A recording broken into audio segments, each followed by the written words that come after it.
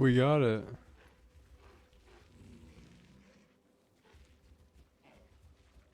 So I hit Nakoras. How do I do that? Holy shit. Oh, I have some oh my, whoops.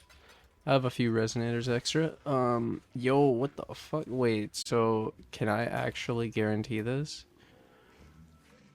What the fuck?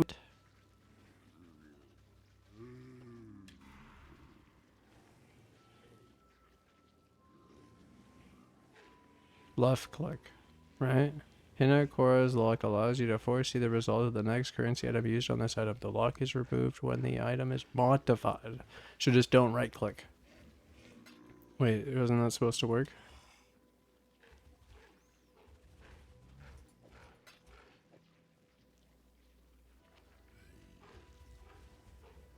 Oh. So you don't want that. What the fuck? So I should bless it? It would have killed the minion damage. Oh my god. I can't. Yeah, I could divine it.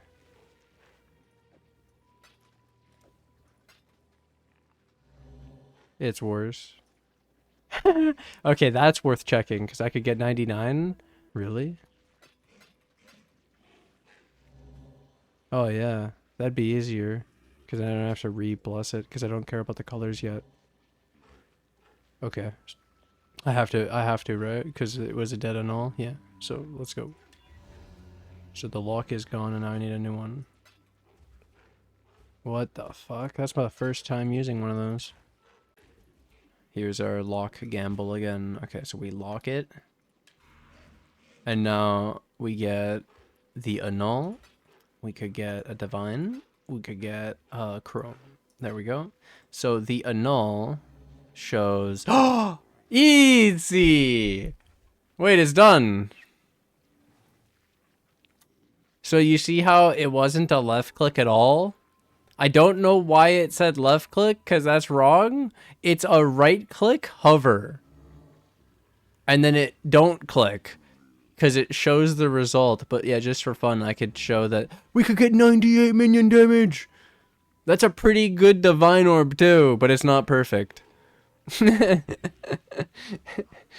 Yeah. Okay, we're done. Yo, lock it in. Imagine it bricked somehow. Like, fucking lose my shit. Sick ass wand, bruh. Thank you.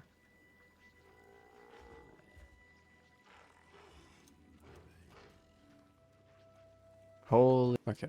Prefix cannot be changed.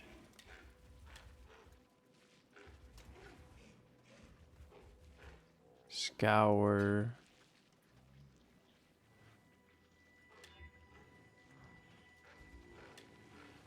Prefix cannot be changed. Into Reforge crit would do multiple. I just want one. So I'm gonna add a crit. Here we go. What will happen?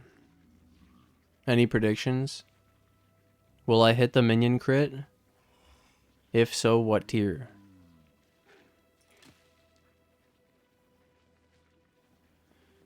Holy fuck! It's T1 perfect!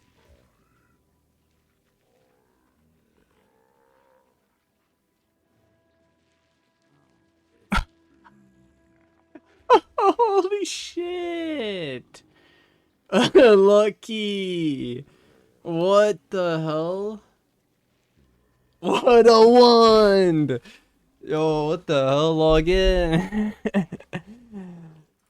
What the fuck?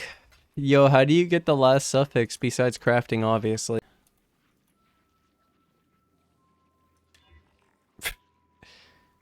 You know what? That's already pretty good.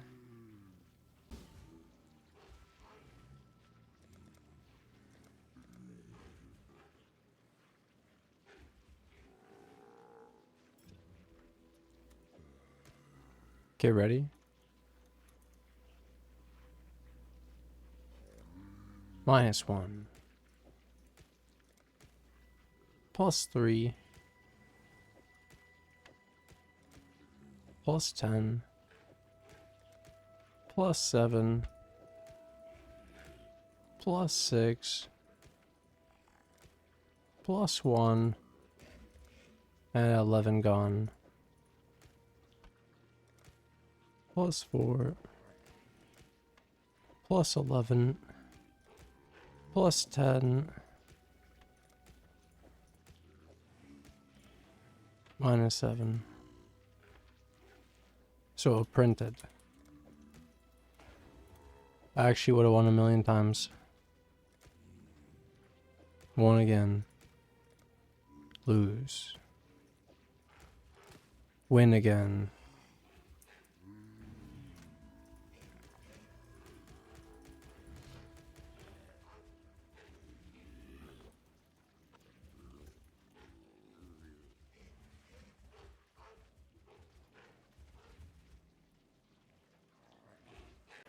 Alright, build updates as well. So that was just the wand and some fun. So then, yeah, the wand, we crafted attack speed. We did that divine that you saw, and you do the AoE craft out of the purple enchant, AoE, 5k.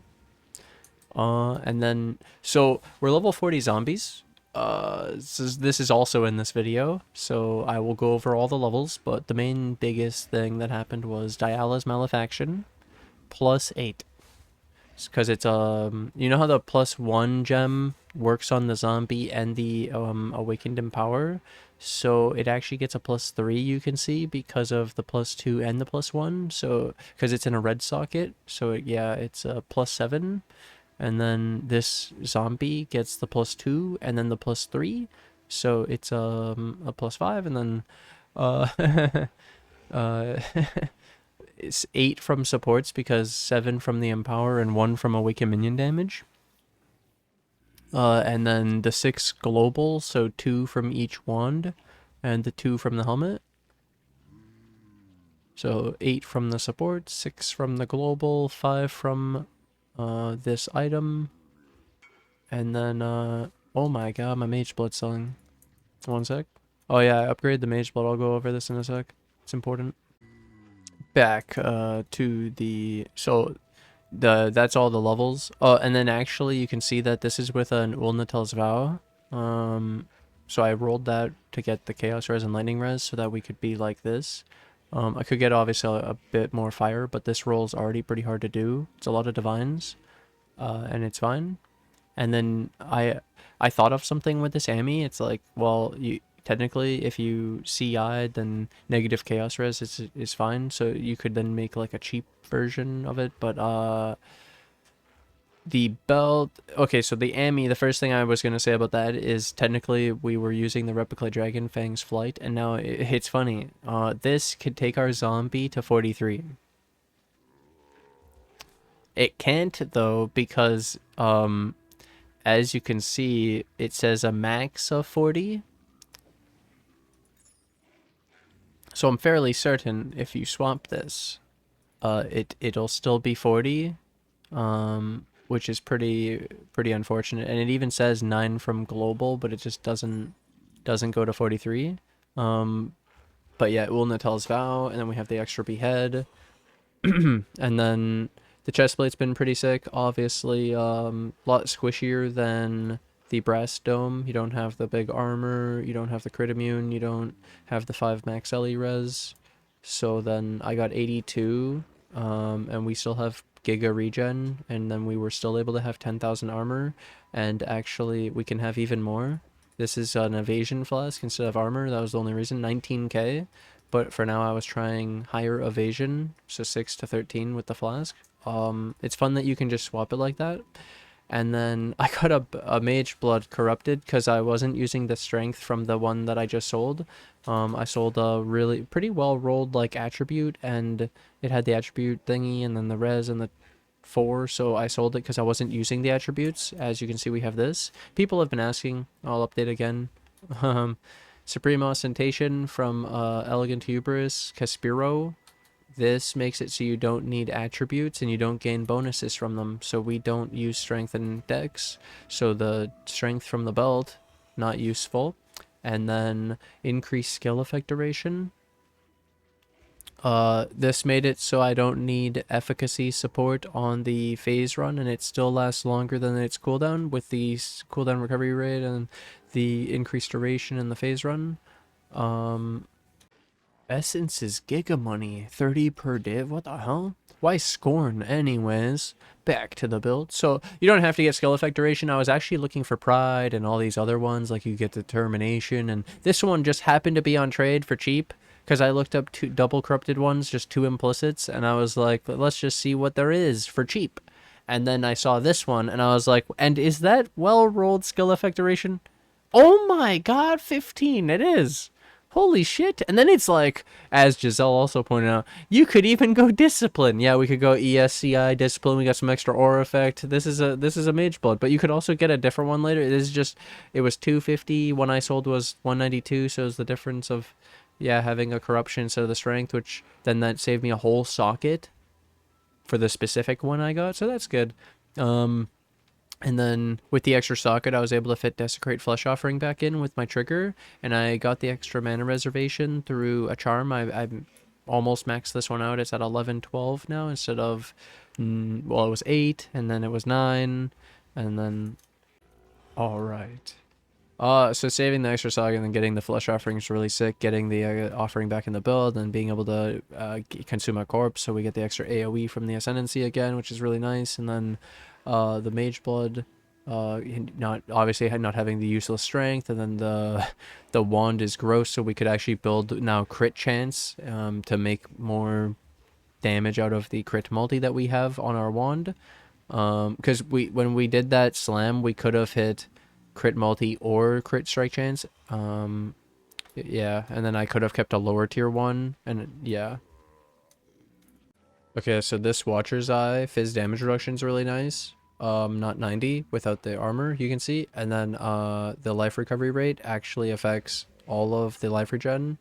It's kind of like the life recovery rate from the Ascendancy, 20, but this is 14, so you can see it gives a lot. And then that means Vitality gives a lot more, and the Stone Golem, and all the sources of regen that I have.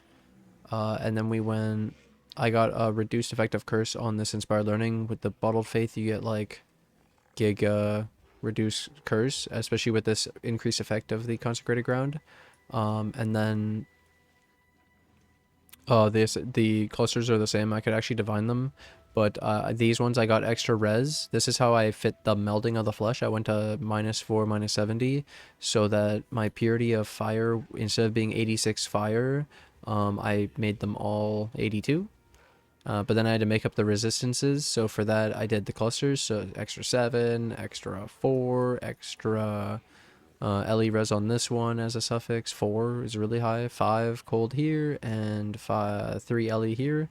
And then I also have the glove for the lightning and the boot for the cold, and then it's just enough, and like the Mageblood helps for the cold res.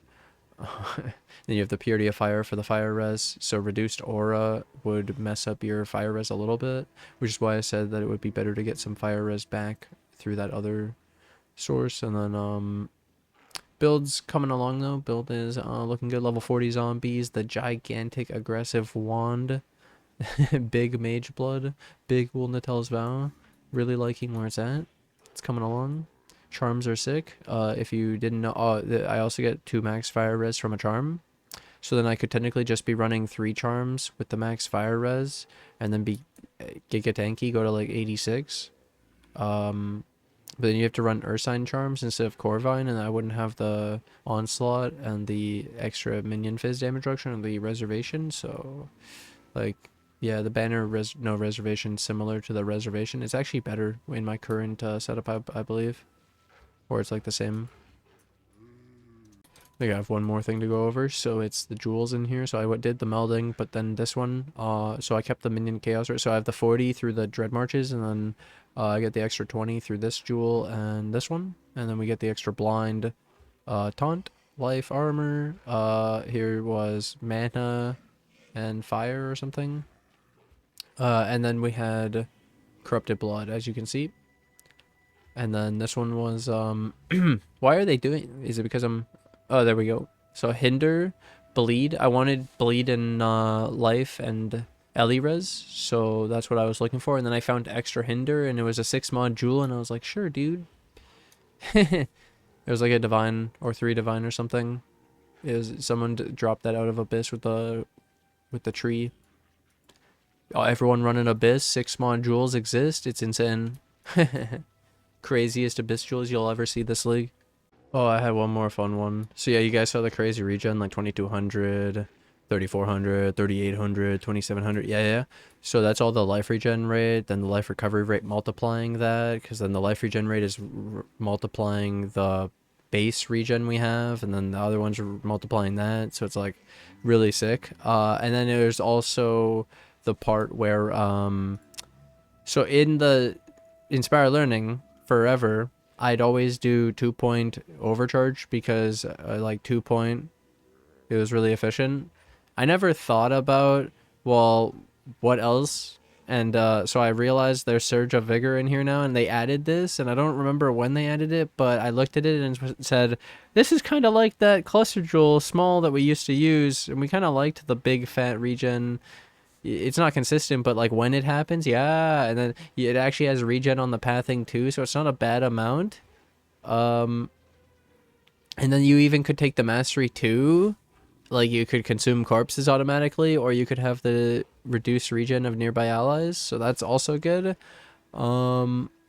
And then it was only 3 points instead of 2, and this did nothing, especially with the int not doing anything because of the Supreme Ostentation. So this actually got us extra stats and regen, and then we could also, like I say, get the extra mastery. The other one's linked because you're wondering. I know you were gonna check, so I did it for you. It's linked. Don't worry. So yeah, this will the 4. You have to allocate 4 notables in the region. That's why we do this. It's because of Inspired Learning. You can't put in the cluster 1, 2, 3, 4. Yeah. And then I use like Fizz as Chaos for this mastery. That's why we like this one actually, and that's why this goes here, because we already use a few, and this is a 1-point notable. It's like so sick. But and then yeah, reduced effect of curse. There's also reduced effect of chill. You could also get cannot be chilled on the boot as the veil move speed instead of the move speed if you haven't been hit recently. But that's kind of RNG, so you can't guarantee the cannot be chilled. Oh, of course. One more important thing. Animate Guardian. So you guys know what we had on him because we made the day 2 Animate Guardian video, but I have updated. Okay. He now has the grave bind. You know, the glove that makes him share the kills? Okay. It's just corrupted with a vulnerability curse on hit. We get a curse from his glove. Corruption. Easy. Okay, so I upgraded the glove, vulnerability, curse on hit, corruption, and then one of the weapons. You remember how there was that weird poison thing with the double damage weapon next to the Relentless Fury? So you keep the Relentless Fury, and then you get a synthesis implicit explode. So it's like chance to explode 15% fizz damage. So it's like the chestplate mod, but it's on the weapon implicit as a synthesis mod. And then, yeah, you can use it as a weapon on him. And he gets, well, I have 35. I upgraded the chest. So I got a 35 explode chest, which means it's elevated with Maven. And it's 35%. And it was divined. It was perfectly rolled. The guy annulled off +1, and that's why he sold it. He sold it for so cheap. I loved it. It was such a big upgrade for me, where it costed like 3 divs, and it should have cost like 12 or so, or more or something. So then I had 35 explode from the chest and 15 from the weapon. So 50 explode on the Animate Guardian now. It's really nice. We're still missing obviously the AoE from the quality from the anomalous and the ashes giga AoE, but it'll do. So that's the update for the Animate Guardian.